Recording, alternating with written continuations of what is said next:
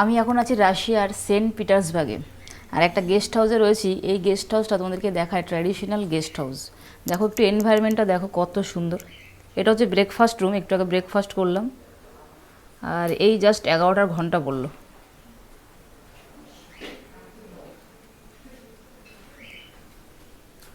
আর সিঁড়িগুলো দেখো কত সুন্দর লাগছে। এখানে সেলাই মেশিন রয়েছে, খুব খুব সুন্দর। আর এই সিলিংটা আমি দেখছি, দেখো পুরো প্লেন, লাইট জ্বললে লাইটে দেখো রিফ্লেকশনটা দেখো,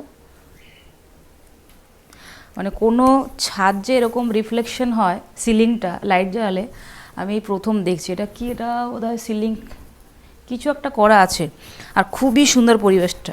রাশিয়াতে এসে সেন্ট পিটার্সবার্গে এত সুন্দর একটা গেস্ট হাউসে থাকবো, এর মজাই আলাদা, খুবই সুন্দর।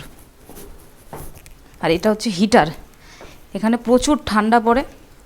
এরকম সব জায়গায় জায়গায় সব রয়েছে, সব ফ্লোরে রয়েছে, রুমে আছে। আর বাইরে বৃষ্টি হচ্ছে। এই যে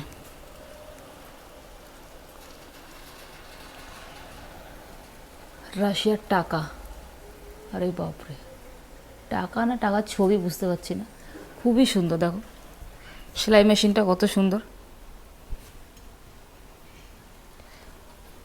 এটা ছোট্ট মেশিন।